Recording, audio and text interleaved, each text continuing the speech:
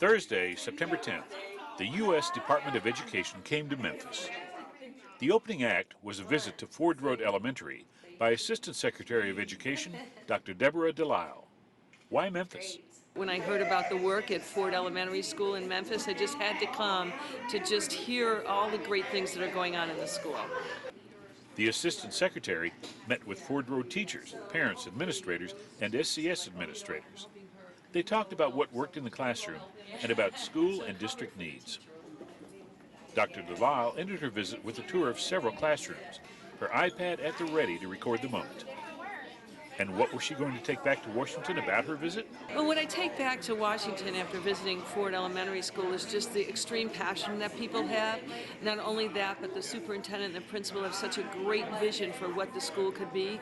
And I think that the staff here is demonstrating that no matter the zip code of kids, all kids have an opportunity to succeed if the staff believes in them and if they provide the support structures to families and kids to succeed.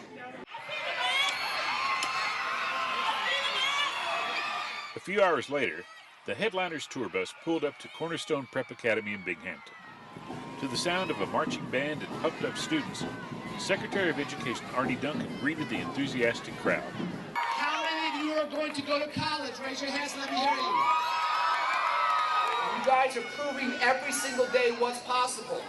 And lots of people might try and tell you what you can't do, what you can't accomplish. Don't ever listen to that. Don't pay any attention, and in fact, use that as fuel to drive you to keep going. So good afternoon, everyone. Once inside, Duncan was joined by SCS Superintendent Dorsey Hobson, ASD Superintendent Chris Barbic, Douglas Elementary Principal Lionel Cable, teacher Brittany Ordu, and parent Yolanda George for a panel discussion on the current state of education in Memphis and Shelby County. And I think what you're seeing is that through all of our efforts and through all of our mindset is, we're all in this together.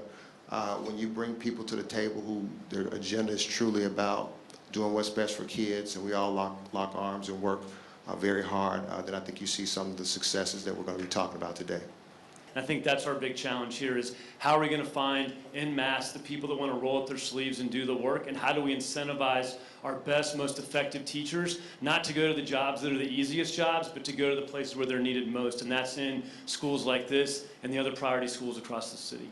My child gives me hope. Just seeing her eagerly, just wanting to learn and just enjoy coming to school every day, that gives me hope. People are allowed all the time, anytime, to come into the classroom to see what we do. School leaders come in, take tours, sit down and speak with the principals, sit down and speak with the teachers. We've had people come in and I've said, this is exactly what I do, this is exactly how I do it, these are the results, that's what that means, that's what this means, I will share anything with you that you need. Douglas, the reason we made double-digit gains, yes, it's because we have great teachers and really good students, but when we first walked in the doors, a few years ago, we focused on parents from the Stand University program that we have for them, where we teach them, unfortunately, how to be parents, to offering GED programs, and just educating them, because until we actually fix home, we're always going to be throwing money at the issue in terms of educating the children, which is what we need to do and we know how to do. But let's spend some of that money educating parents. A really interesting lesson is that while, yes, those resources, Race to the Top, school turnaround grants are important, money does matter, I honestly believe that's a small, small piece of the equation. And we could have all the money we want if we don't have extraordinary principals, if we don't have committed teachers, if we don't have parents willing to partner, if we don't have a community willing to step up. Money coming from Washington, frankly, doesn't change anything. And what we have seen is maybe our money has helped a little bit. Maybe it's been a catalyst. We heard about sustainability.